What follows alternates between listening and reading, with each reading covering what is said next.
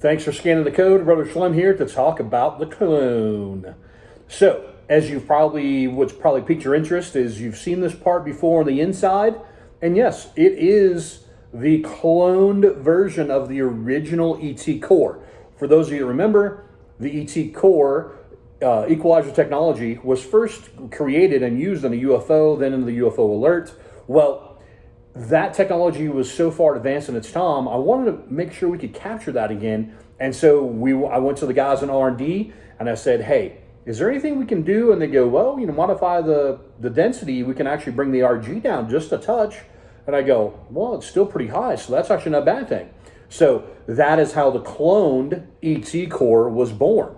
So if you remember that equalizer technology featured a bulb-shaped core with some built-in cavities, and those cavities actually basically emulated balance holes after drilling. So, because we can't do that anymore. So, having that technology built in, and now by changing this density, we actually brought the RG down to 251, which is still fairly high for an asymmetric part, but the differential went up to 56.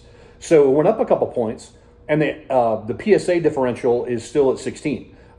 So we still have that bulb type torquey kind of change direction, but again, it's going to be very crucial based on where you place the cloned ET core in the ball layout wise to make sure you benefit from those equalizer cavities in there. So there was that. Then it went down the path of I wanted a cover stock that was different, and so we went down the path from the E-Trax, E-Trax, E-Trax Plus.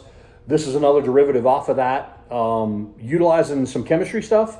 Again, there's no particles added, so this is a pure reactive type chemistry. Some chemicals added, some different stuff. The focus was to get a cover stock that displaced oil more evenly, I guess, but not quite as extreme as what we get on microtracks with those nanoparticles that really open up and have the big peaks and valleys. They really sponge and really kind of dig in. I wanted a similar type reaction, but I wanted it from a different form, if that makes sense. So we wanted to disperse it more evenly without getting into those big particles because I didn't want it grabbing early. And again, after months and months of trials and tribulations, we got there. So the OptiTrax was born, basically, was created from another galaxy. And, then I wanted to go one step farther, and that's how we ended up with a factory shine. So it's got reactive gloss on it out of the box. Again, when you look at our product line, the sole focus is create versatility and options. Not only in RotoGrip, but also the Storm family brands between Storm and Global 900 as well. We wanted to have these options. And so this is a solid cover stock, factory shined, and it's got, 251 with 56 diffs. So it's got some oomph on the inside, but it clears the front part of the lane. So this piece is going to complement the Gem series. It's going to complement DNA Absolute, all the other, Eternity, all these other balls coming from our other family of brands.